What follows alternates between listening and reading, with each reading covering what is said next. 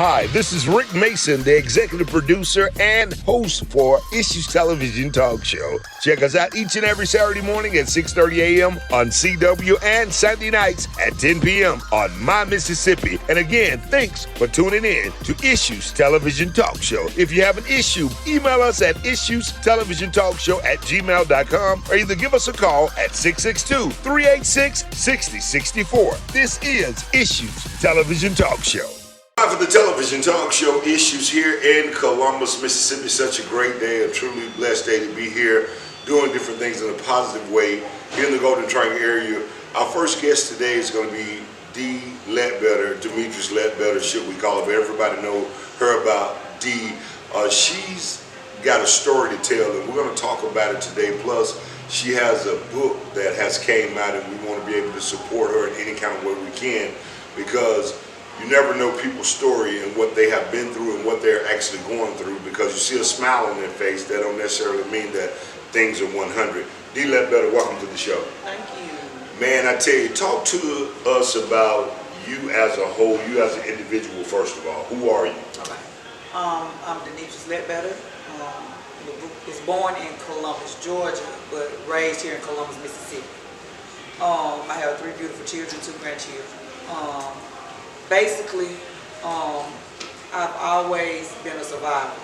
So I've came through many different things.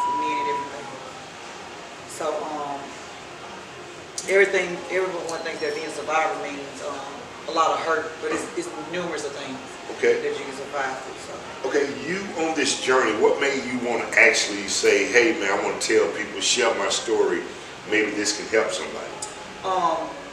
A lot of people tell me, Dee, I never see you cry. And I handle my hurt differently.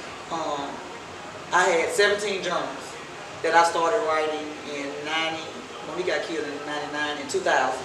I started writing, so I started writing my pain. So one day I told someone I had 17 journals of pain and good times. And they was like, girl, you need to turn it into a book. I'm like, I ain't gonna turn it into no book. Right. So I just write my pain. And 17 journals turned into 2 different books, actually. Man, this is the first one. So when you were actually writing these journals, day to day, week to week, months to months, how did you store them? Did you store them in your phone? Did you store them on paper? How did you keep up with that? I actually have 17 paper journals. So I'm saying, so at the time that you were dealing with whatever you were dealing with and writing down, were you writing it on a piece of paper? Were you doing it in a text mode on the computer? How did you salvage it? How did you save it? What I first did is start out with a basic notebook. Okay. A basic notebook in 2000. And I was staying on South Side in the project at the time. Okay. And just a basic notebook. And as time progresses, you hear about journals. Journals have always been around, but that wasn't something I had. So when I ended up getting my first journal, someone gave it to me as a gift. Wow. It was someone I actually didn't know. Gave it to me as a gift. So I transported from that actual notebook into that journal. And when I got that journal, I liked the way it looked. It was cute and all, but at the same time, I would read back through it sometimes, and I just picked up from there. So anytime something tragic happens, something happy happens, when I start having my children, all different things, I just started writing it. Because I can go all the way back to you even doing a child care business, and people probably don't even remember that. Right. Years ago, of dealing with children, having the mindset to be able to carry on with that. And then speaking of your sister, Monique, my sister, Dr. Candy Andres, they were best friends. Yep. And she told her about being the godmother of her daughter, and she held the word and held the promise. Sure did. And with the support of you guys' family and the Andres family of doing things, she turned out to be a great individual.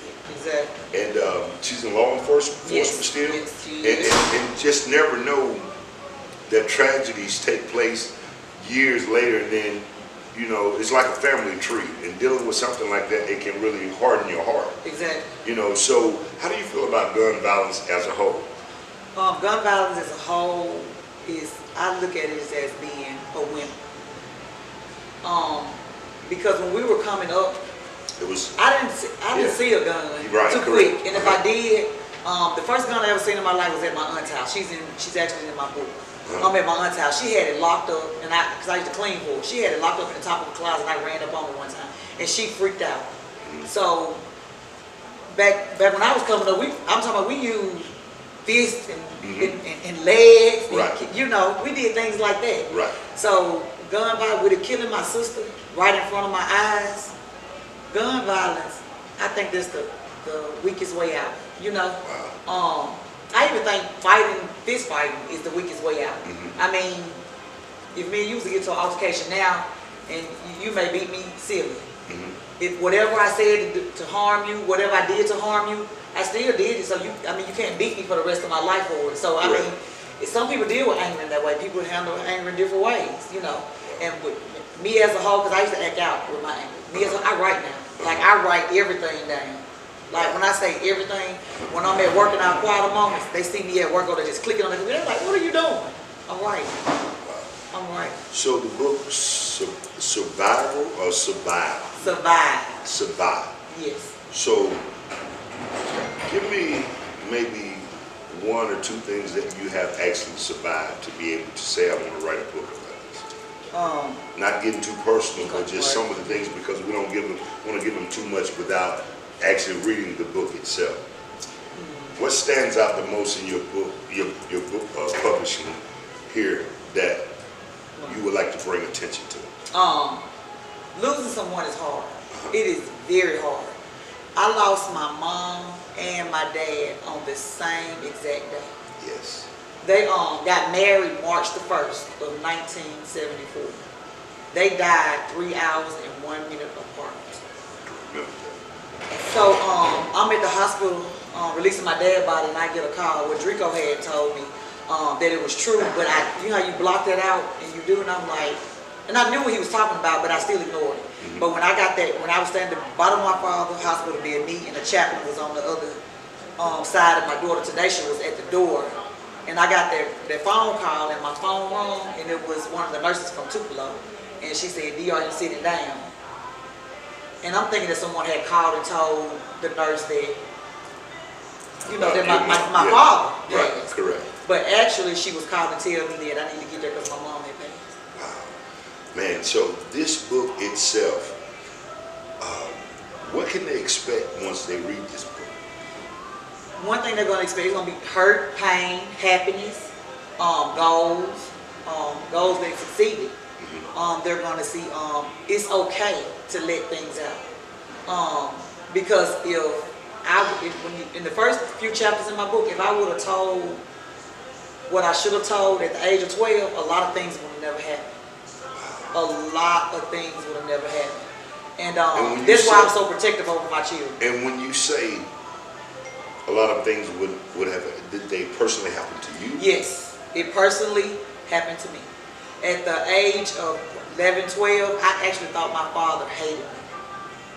I actually thought that he was hated instilled in you Yes. for so many years. For so not many knowing that he didn't hate Yeah, you. he did me. And when I realized that he didn't hate me and I understood why he was the way he was, it made me He was trying to discipline you in a right way so that you wouldn't get into the wrong crowds. Exactly. Exactly. My dad was, you know, an Army vet, so he was very hard on me. My dad raised me basically until him and my mom split like a boy.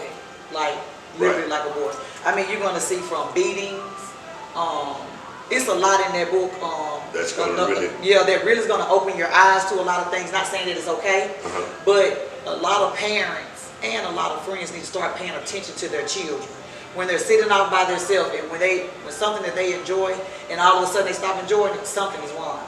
If they don't want to go to certain family functions or be around certain people, it's a reason. Stop overlooking it.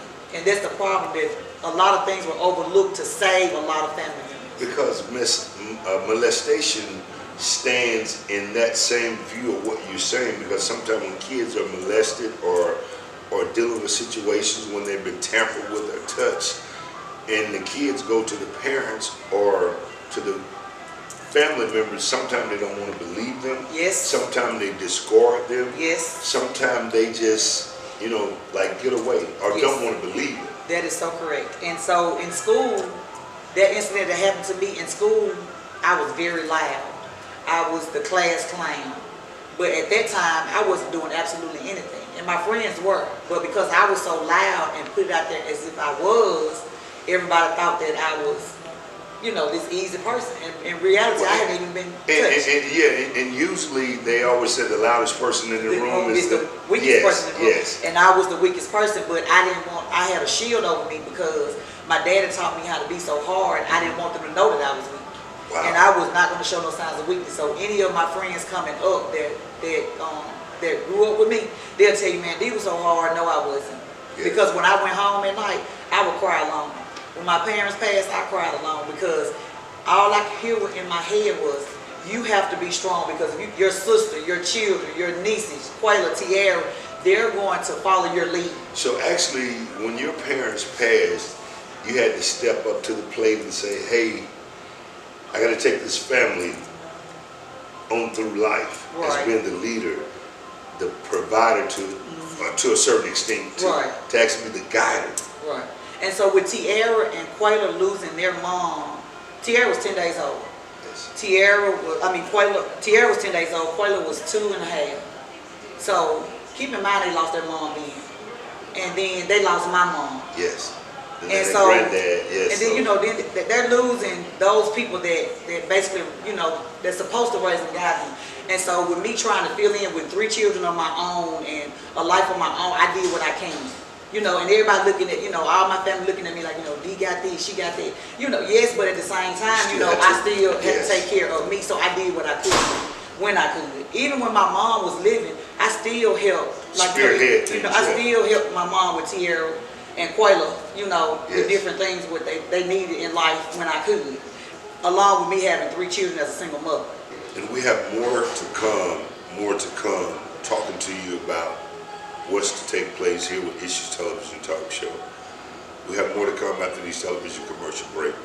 If you have an issue, call 662-386-6064. Stay tuned. Golden Triangle, get ready for the 2023 Southside Blues Festival, June 29th through July 1st at Southside Townsend Park in Columbus, Mississippi. Youth Night and the Men and Women Softball Tournament starts Thursday, June 29th. Gospel entertainment starts Friday, June 30th with music by Big Tone, Predestined, Alfonso Bowen, and Armando Adams. And Saturday, July 1st, it's the Big Blues Explosion featuring TK Soul, Jeter Jones, Red Velvet, Mr. Rogers, Carolyn Staten, and Keith and Margie. Hosted by Rick Bogo Mason and sounds by DJ Lovebomb. This event is free to the public. Don't miss the 2023 Southside Blues Festival. For vendor space, contact Jeff Smith at 662-386-6923 or Ethel Taylor Stewart at 662-251-3841.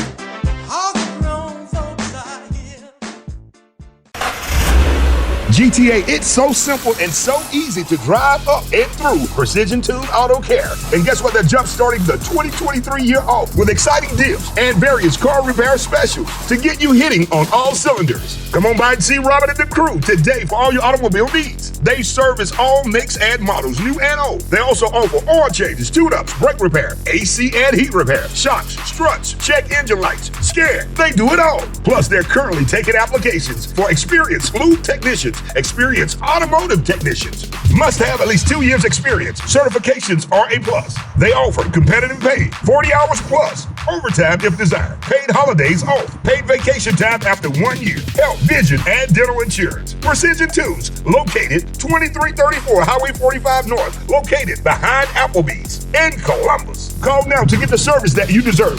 662-241-4455. I Heard Production. That's right, I Heard Production, located 26046 West Main Street in West Point, Mississippi. Give them a call today, 662-295-9784 or 662-542-0217. A studio space made for creative minds and creators. They also produce stage plays, short films, movies, websites, podcasts, and much more. Also Curved by Key Body Sculpturing. Eliminate fat, shape areas of body, tighten skin. Butt vacuum therapy increases circulation to the buttocks. Photography, videography work, Keys Visuals. Birdtown rental properties. Flip and rent houses, affordable prices. Maddie Ray's cleaning service, Mary Jane Bundles. So many things under one umbrella. And it's all brought to you by iHeart Productions. Everything under one umbrella. Give her a call today for any of her professional needs at 662-295-9784 or 662-549-0217. iHeart Production. We're back for Issues Television Talk Show here talking to D. Ledbetter, what I call her. Demetrius, everyone knows her. Joe McMillan's best friend, Drico's best friend. But again, man, the life story, the journey that she's been through, it's a lot to deal with. And being a young lady here, African-American young lady, trying to survive and provide and take it to the next level. Can you tell us how they can purchase the book, find the book, and on several platforms? I understand it's all over the place. You can find my book Survived on any platform that you read or buy a book, no matter what platform you use. Barnes & Noble, Books A Million, Walmart, Target, Amazon, universities in their databases, schools in their databases. Right now, my publisher is working on trying to get all those platforms up because we have to change the release date. Right now, you can go on Barnes & Noble and purchase today. You can go on Walmart today and purchase today. Wow, man. Thank you so much for taking the time out to be able to showcase and enlighten people of some of the things you have been through. And people are probably dealing with the same things that you're dealing with right now, but afraid to say something or afraid to talk about it. Yes. So this is Definitely eye-opening. Eye-opening, life-changing moment. Life-changing moment. So don't be afraid to speak. If it's family members, it could be friends, it could be, if you feel threatened or it's not safe in any type of way, you have to learn to open your mouth. You have to learn to open your mouth. And that's why I was so protective over my children. Everybody like, you got them kids so spoiled.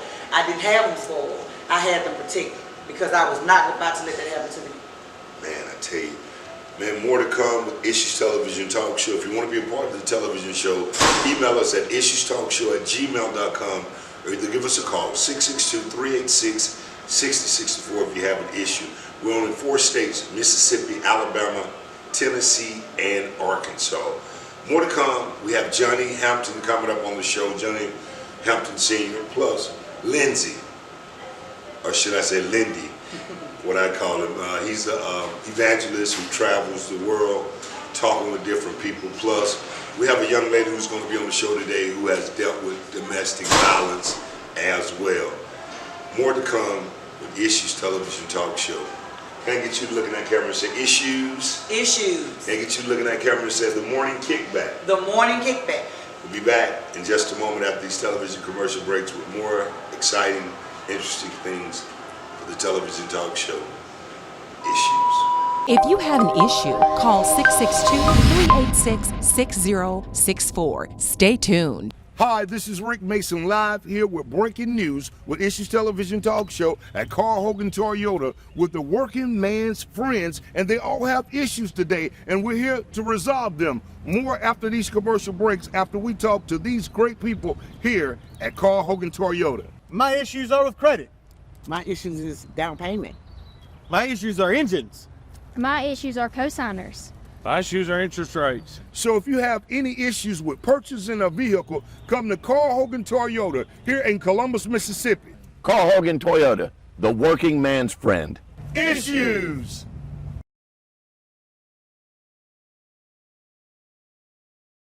State Farm Insurance agent Mickey Watson is offering his services in 2 states now, Mississippi and Alabama. Mickey Watson offers life insurance for our youth. Teens 30-ish is no more than $20 a month. Covers you for $100,000 death benefit. That's right, Mickey Watson. Hi, this is Mickey Watson from State Farm Insurance. Give me a call, 334-244-0000. The services that Mickey Watson offers are business insurance, homeowners, auto, life. Most and foremost, Mickey Watson offers life insurance for our youth. Teens 30-ish is no more than $20 a month. Covers you for $100,000 death benefits. Call today at 334-244-0000 or 662-386-1231. 6146 Atlanta Highway, Montgomery, Alabama. State Farm Insurance Agent Mickey Watson. Life insurance for our youth. Hi,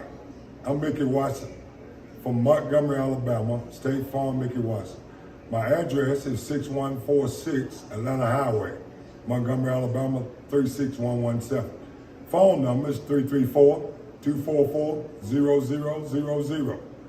My cell number is area code 662-386-1231. Come see me. I want you to know that I love you and I'll do everything I can to help.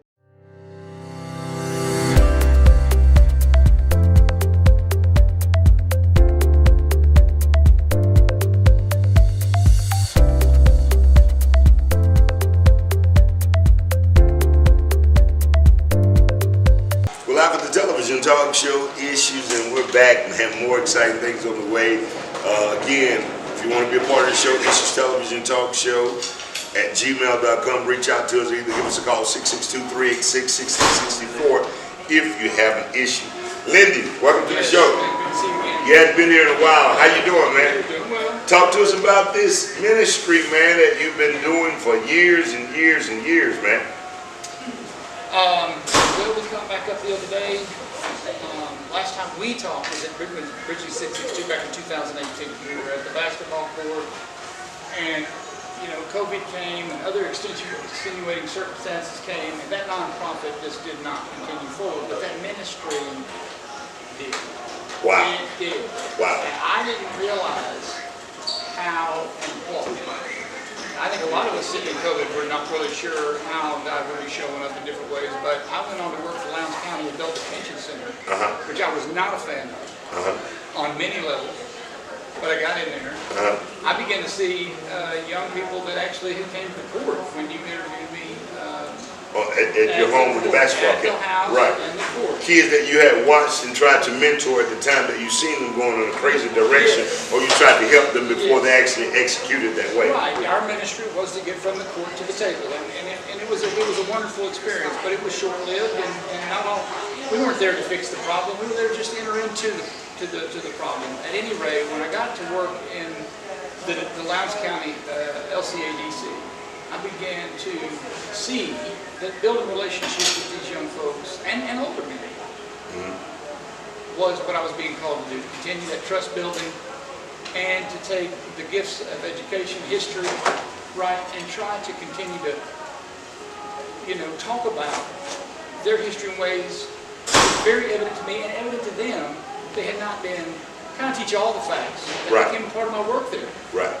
So serving 3 meals a day and getting underwear and socks was just not all there was to it. Right, correct. And so as that happened, trust was built, my love grew, I ended up injuring my knee, and then our workman's comp I'd come into the pod and just continued to bring literature, continue to read, even provocative literature.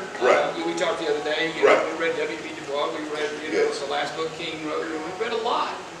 And during that time, I just began to kind of co-experience with them the enlightenment, that those heavy conversations, their frustrations, anger. We talked about mass incarceration. Right. So it was really good. So this takes us to the point where you are now. So you're in Baltimore, Maryland now? Well, no, I'm still in here, but I will move this week to Baltimore. And it's out of that sort of experience with them in not a full educational experience. It's not like they were writing in the jail, but we were reading and we were learning together. So it was a different experience for you as well. I could not believe what I was experiencing, and how much that was woven into my calling. And then after I injured this knee, I began to think, well, I don't know 46, but I'm going to want to go back in there because it was a fight. And so I began to think about going back to school, getting my teaching certificate. That's what I did. I have an undergraduate in history. And that began to morph. I began to see that, U.S. history right now is really, really important. It's always been important. But there's becoming an awareness, like folks who've read the 1619 Project by Nicole Hannah Moore, who are recognizing, listen, not all the facts have been told in U.S. history. And that's cost. both demographics, Coach Rapton, your color and mine. Right. And I began to see God calling me into these places of pain just where I was in Bridges 662 at the house. So I began to get online and put out applications. Next thing you know, Career Academy came up in Baltimore. It's an alternative school. I took the job and now I'm headed out. And what gave you the vision to piggyback? What gave you the vision to say, hey, I want to put a full-court basketball court in the back of my home for youth? In your neighborhood that you stayed in at the time, that you had this facility, were African Americans. And this is not like the better part of the city that you were staying in, that you just opened your home up, you fed, you ministered. I mean, I watched you deal with little babies and this. What gave you the mindset to say you want to help these African Americans? Because it wasn't any Caucasian kids that you were actually dealing with from the neighborhood at the time. Well, I think at a 30,000 foot level, Rick, it was some of the training and calling from Dr. Jerry Taylor. I think some of the education, some of the meetings within the churches, and just working on reconciliation in general and racial justice.